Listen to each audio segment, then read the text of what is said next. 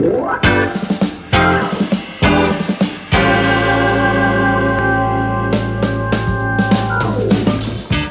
everybody, and welcome to Michigan Main Street Stories. My name is Phil Ike, and I am here in Niles, Michigan, talking to Lisa Croteau. Hello, Lisa. Hi, Phil.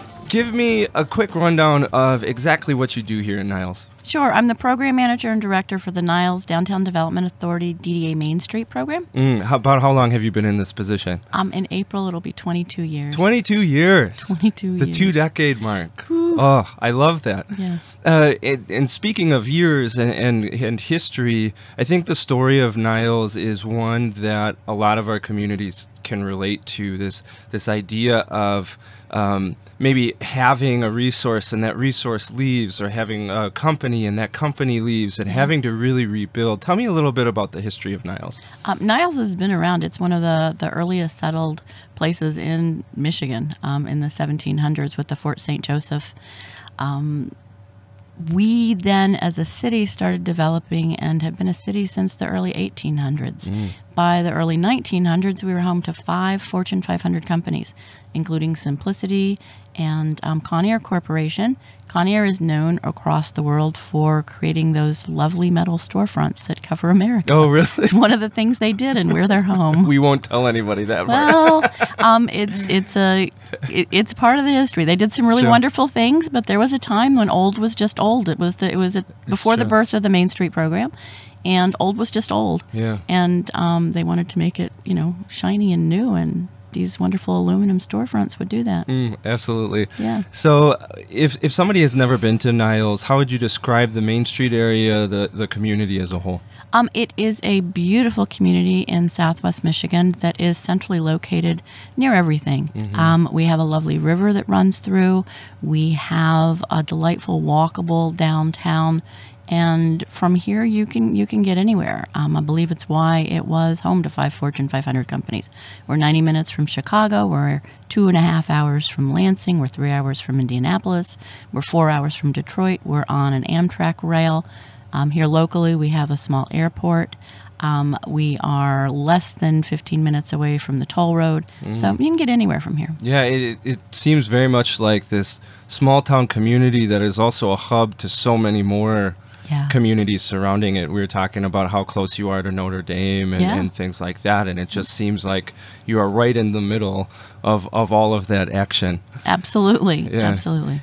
Niles Main Street, along with all of its great businesses, it has two really special businesses that we were talking about before, and I would love for you to tell me the story of both of those. The first being a really beautiful story about a candy shop. Is that right? Yeah. Venny's Candy Shop, Venny's Sweet Shop has been here since 1910.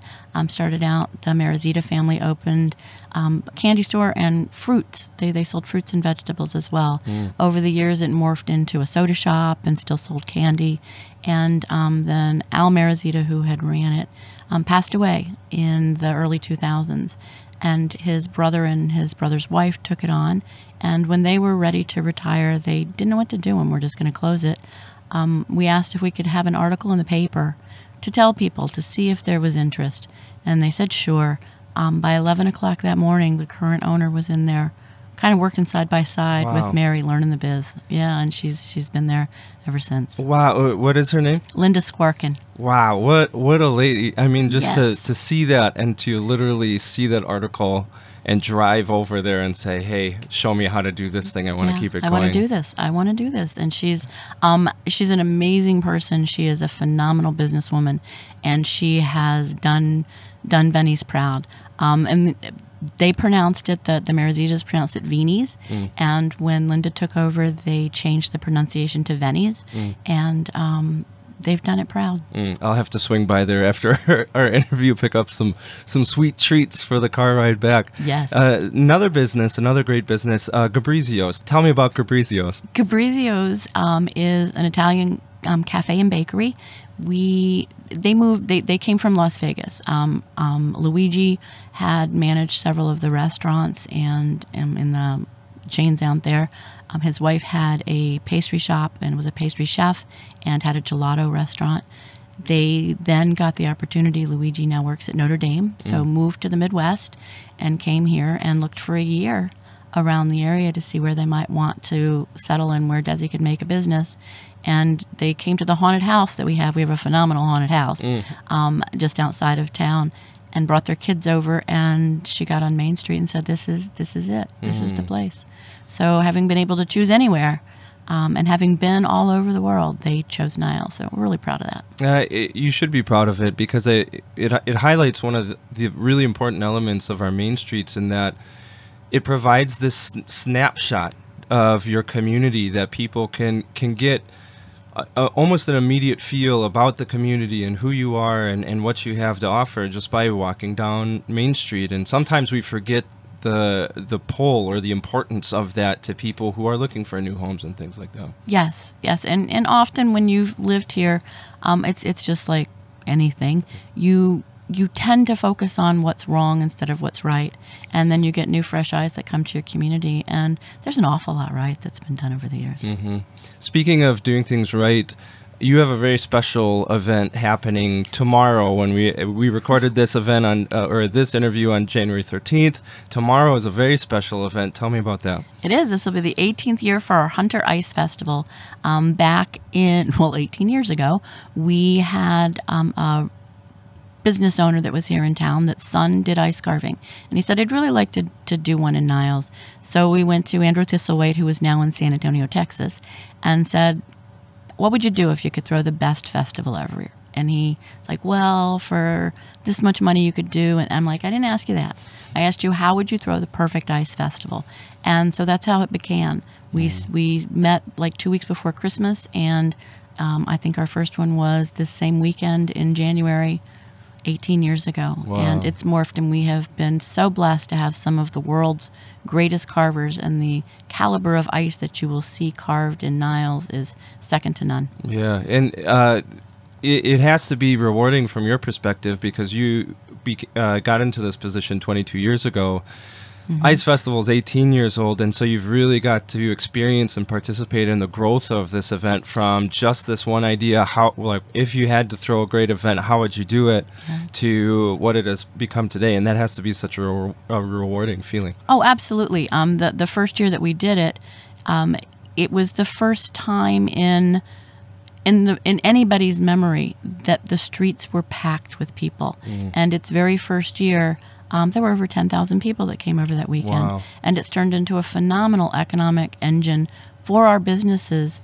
We'll have several $100,000 spent downtown on Main Street over this weekend, which helps pay the February bills and the March bills and get you through until the weather's a little bit better and people start coming out more. Yeah, absolutely. And the transformation of this event kind of echoes a transformational strategy that you established back in 2017. Yeah. Tell me a little bit about how that transformational strategy came to be, the process of it, and then what results you've seen. Sure.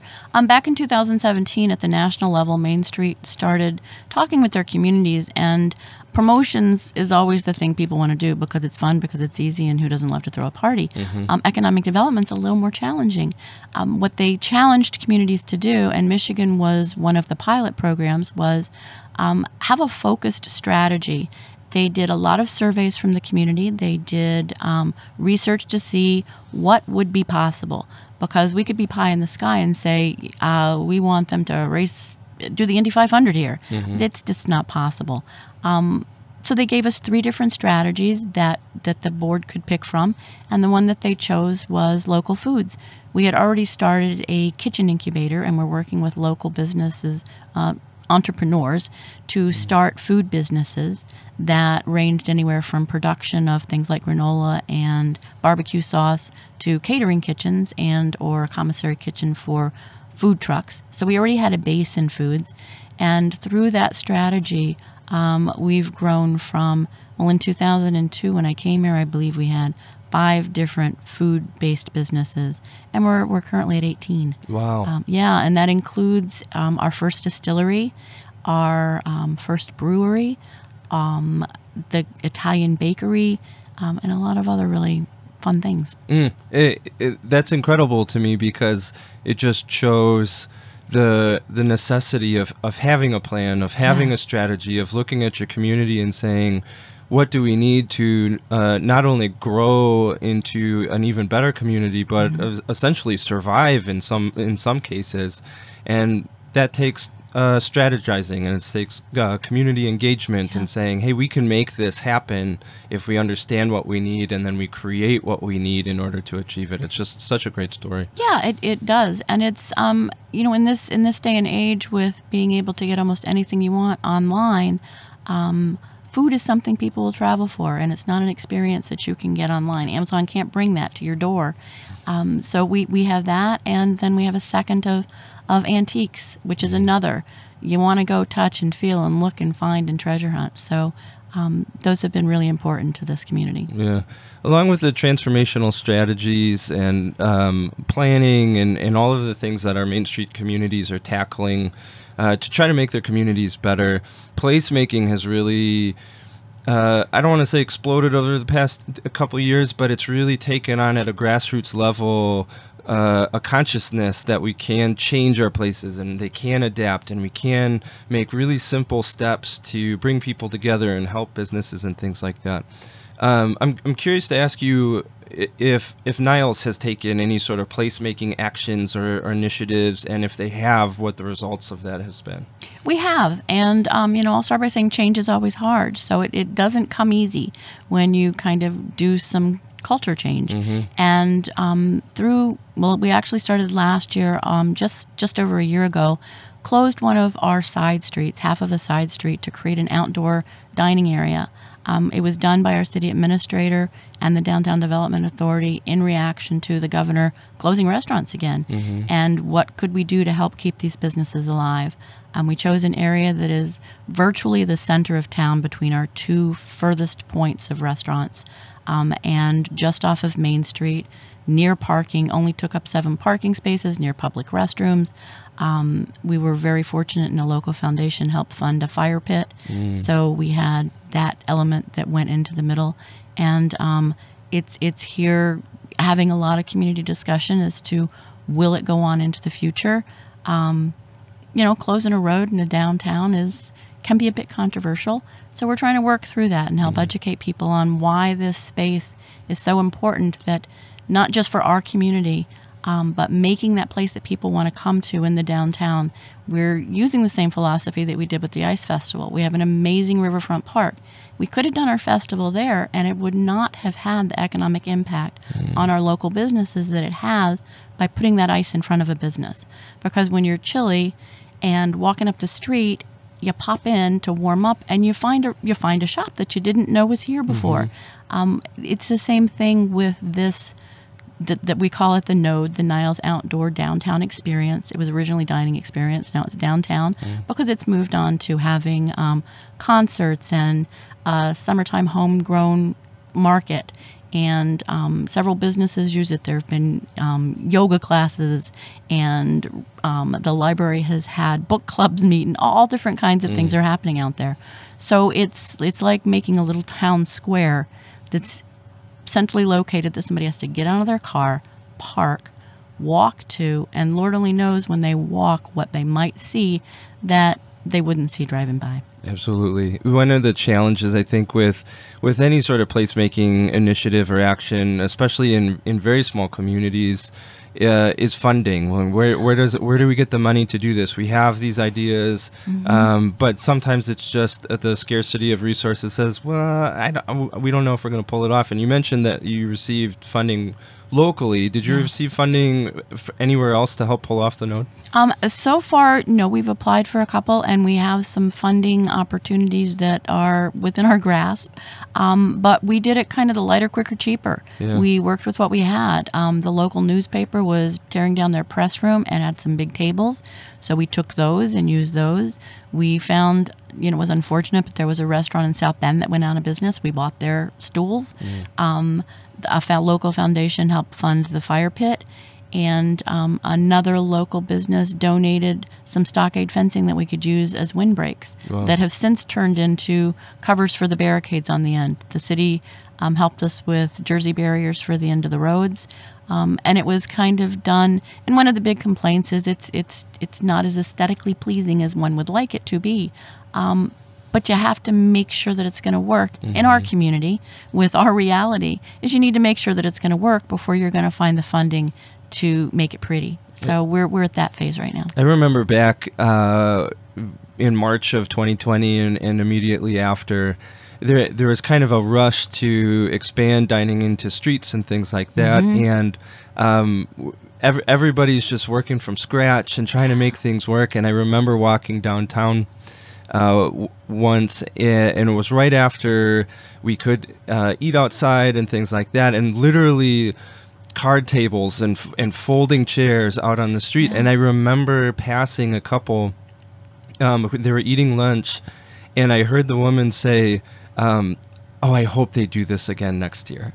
And that was such an eye-opener for me, because previously my perspective of placemaking and things like that, it was big and huge, and we're going to be transformative in just the most possibly expensive way.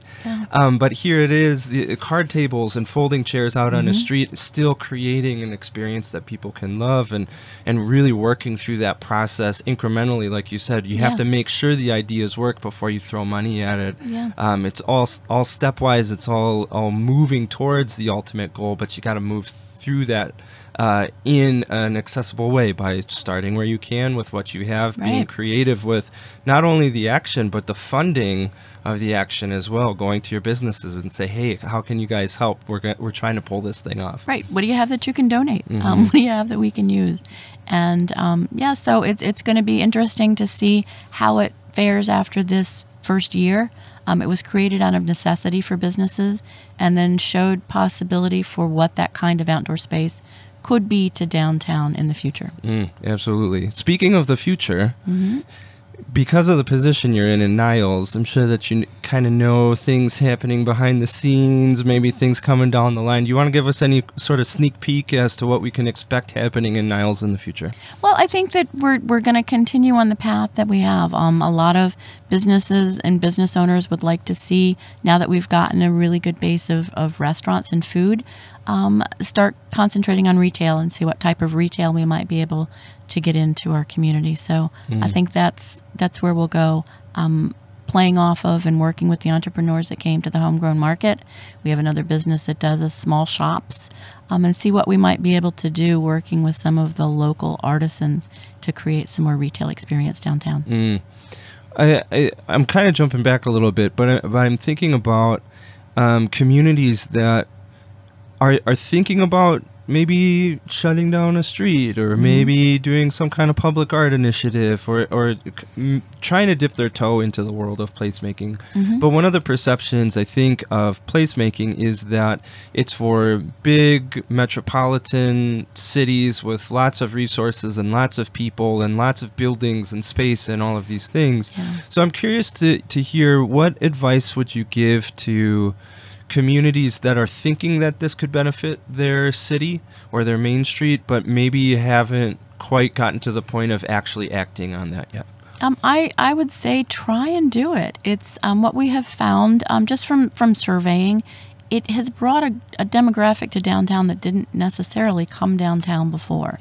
And they've explored, and they have found things that they didn't know were here. And as I said, there are going to be growing pains. It's not going to be something everybody loves. Change is hard, and in small towns, change is really hard. So do due diligence, do your research, know what you're doing is right. MEDC has some phenomenal resources to help you along the way. Michigan Main Street, if you're blessed in our Michigan Main Street community, they have a phenomenal team that will help you along the way to make these kinds of changes in your community and figure out whether they're the right thing or the wrong thing, and morph and change as necessary to make them successful.